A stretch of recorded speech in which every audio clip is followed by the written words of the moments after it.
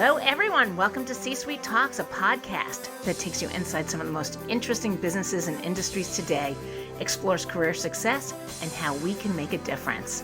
We invite you to join us on this journey. Welcome to C-Suite Talks. I'm Diane Gubin, co-CEO. I'm Beth Hilbing, co-CEO of C-Suite. This week, we're very proud to be talking to Janis Leahy, founder and CEO, technologist, and skin junkie with MADEWITH. That's www.madewith.com. And it's such a pleasure to have you today with us, Janis. Oh, it's such a pleasure to be here. Thank you for having me. You're welcome. So tell us a little bit about yourself and our listeners and introduce MADEWITH to us. Yeah, so I'll go ahead and tell you about MADEWITH, or I actually tell you what I did leading up to MADEWITH because I think that helps tell the story of how we got here.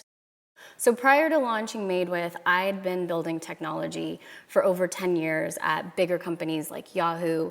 But then once I had my little boy 5 years ago, I actually moved over to mission-driven startups. And the first tech startup I went to was a company called Suitable You, which was very similar to Stitch Fix, where they connected fashion stylists to everyday consumers. But what Suitable You did was we focused on women transitioning from college going into their professional careers. And so I did that for a while, but then we helped some other founders launch their businesses, and my co-founder and I decided to take our learnings and launch our own.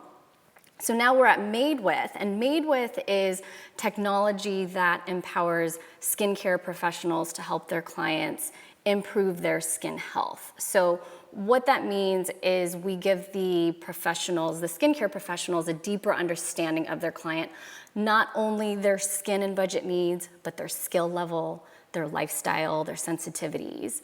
And then on the flip side, we act as a gateway to brands to confirm that their ingredients in their products are clean. So only about half the brands that are submitted actually get to go through our review process. And that review process is a team of experts who are not tied to the brands to check and see if the product is actually effective. So, Janis, you're on the B2B side, not the consumer side. No, we are actually on the consumer side, but that's the technology that we've created. So from a, how we get out there standpoint, we do create this technology for skincare professionals. And the reason we do that is so that now they have their own expertise plus our technology plus clean, great products in the industry so that they can find or help their clients find success much faster. So do you market the company's products that you work with? Is that what you do as well? We do. We generally market the education just because that's what we feel is the thing that's really missing in skincare. And what company do you use for digital marketing?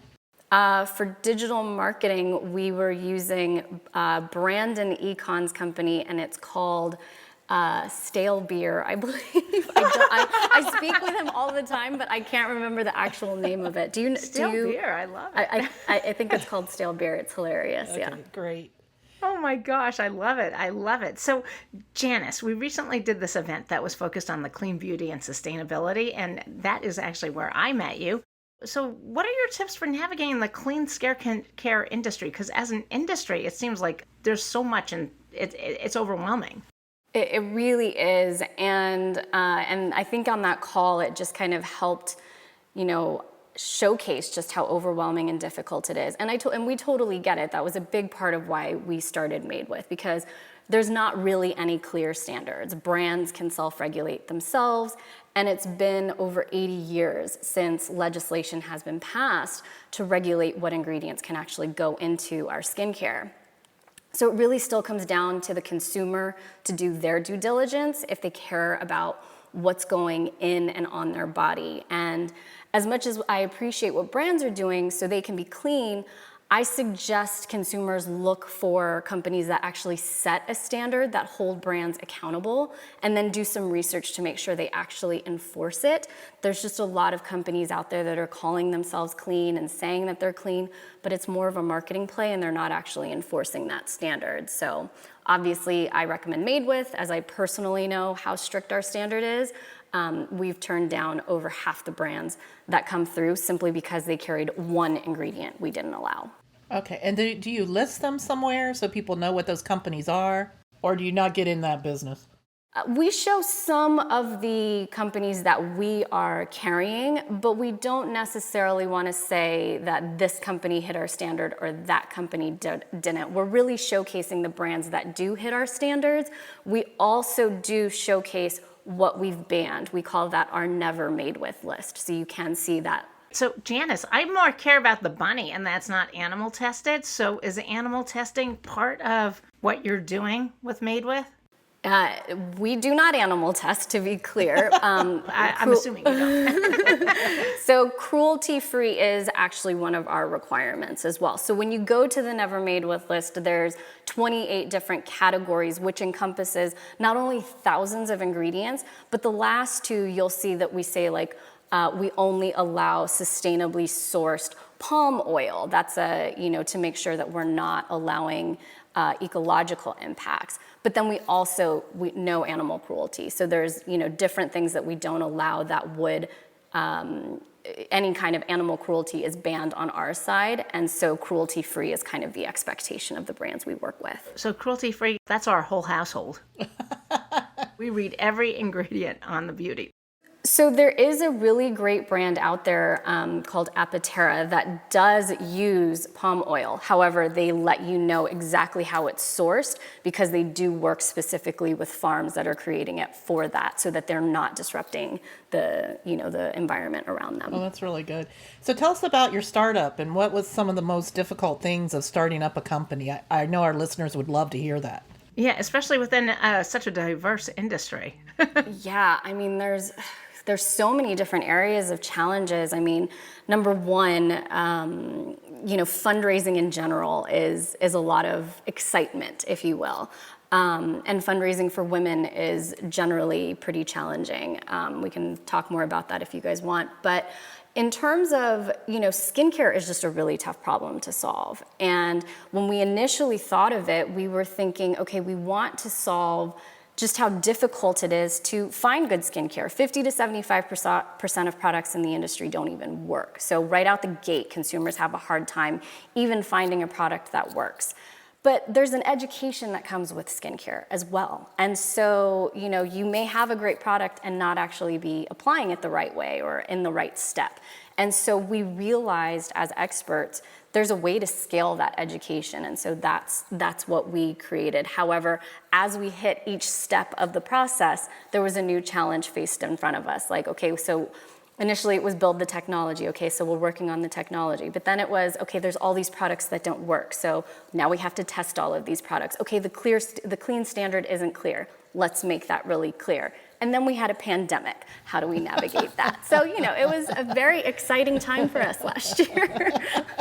So Janis, I'm just curious, especially since you're doing all this testing, I mean, what does testing mean? Does your team just go, hi, I'm going to try this on my hands and my face? And I'd be curious also about your personal regimen. Oh, yeah, sure. So, those two actually kind of go together. So in terms of testing, it's interesting because it's evolved over the last year and a half since we started testing. Initially, we were just kind of getting it out to a big test group of people from the ages of 18 to 65, men and women, different skill levels. But what we found is that, certain products are necessary for certain people, skill levels, and skin states. So we've kind of evolved it into the experts in the group who really understand skincare and can say, yeah, this is an effective product. Someone like me I have eczema, so I have very dry skin and my skin doesn't retain moisture well. And so an ingredient with what's called a humectant, most people, hyaluronic acid, for example, is a humectant. That doesn't do well on my skin because humectants actually attract moisture. And so for me, it doesn't work well on my skin alone. I need other oils with it. But for someone who's oilier, it's gonna work really, really well for them. So understanding that education is really important in terms of who and what things are gonna work for. Skill level is really important. I'm not going to give someone brand new a very complicated regimen versus someone who's a bit more experienced and gonna be comfortable spraying their face with a toner and layering with a serum after. So that's one part. Honestly, that sounds like way too much for me.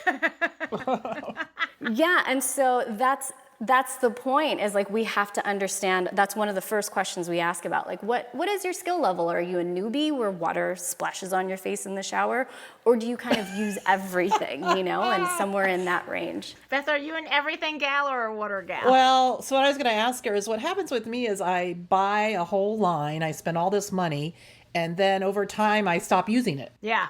And I don't know what you call those people. And then you do it every other day or something. You just aren't consistent. So the different levels that we have are newbie, minimal, average, above average, expert. So I would say you probably fall in the average, above average range. And we give you a little blurb of how to categorize yourself. But that's cool. That's the average consumer. In terms of my routine, Diane, you asked? Yeah.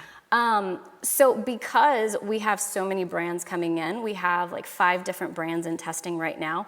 I have my basics, but I'm constantly switching things out. And that's one of the exciting things. When I find something in a brand, it's like, oh, this is going to replace that other serum. I know that we have a keeper, for me at least. And then there's a group of about 10 of us that kind of give input to say, like, yeah, we all feel that way. And that's how we kind of move the process, or the product through the process. So if we join MADEWITH, or we sign up with MADEWITH, what happens? What's our experience? Yeah. Yeah, that's a great question. So as a consumer, you will come to the site and you will see what we do, and then you click Get Started, and it's going to drop you into the skin profile. And it's super easy. It's like one question. It takes 5 minutes to get through. But what that does is it creates the skin profile for a skincare professional to look at. So now this skincare professional, who knows even more about skin than I do, will then see your profile. So now they have this technology to understand your skin, your lifestyle, your budget, your skill level. And then they have access to our inventory, which again is really vetted products. We only allow about 1% of the products that are presented to us into our inventory. So Janis, there are what, 7 billion people on the planet? 8 billion last I checked. 8 billion? 8 billion? And they all have skin. You got a lot of skin to test. That's right, yeah. No, and it's not, they don't go through the test process. So the testing is on the backside. The users are just reaping the benefits of all of our testing. So Janis, you said that there were some interesting experiences you had as a woman trying to do a startup and raise funds for your business. Can you expand on that a little bit for us? Yeah, absolutely. So, it's interesting because I don't want it to sound, disappointing or discouraging, but, if you look into the amount of money that went from VC to women last year, only about 2.5% of that went to women. So the numbers are kind of stacked against us. So for me, it was really around kind of seeing who didn't have that mentality. I got a sense of it after pitching. I've probably talked to about 100 investors now.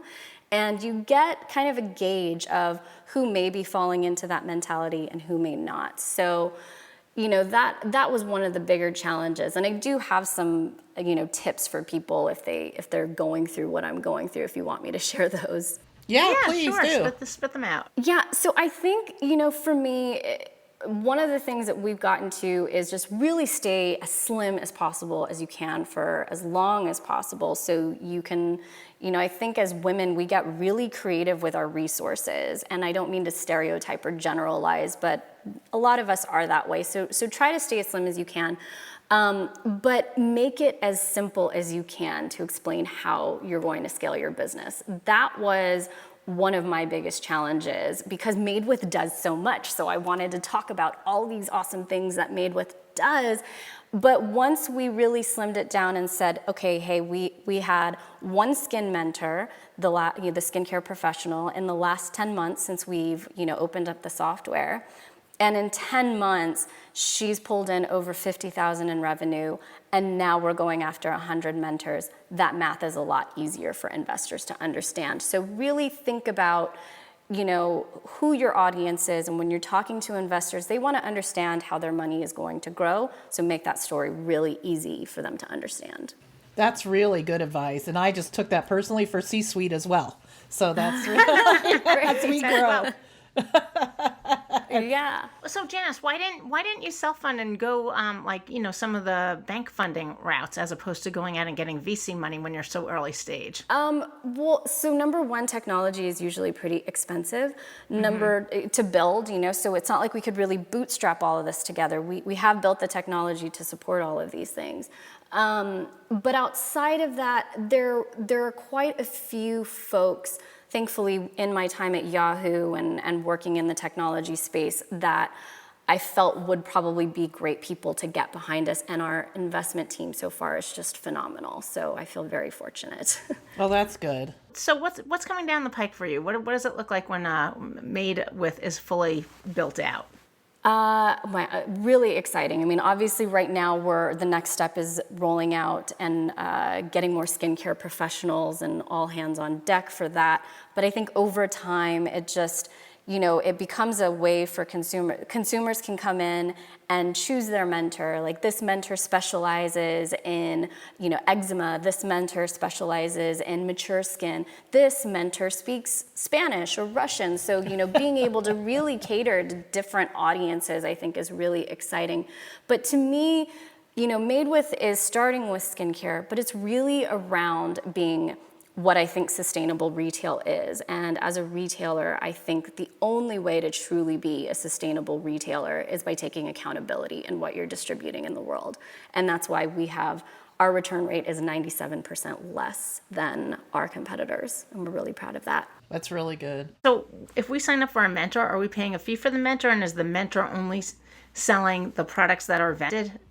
Yeah, so the mentor is only choosing from products that we've already vetted.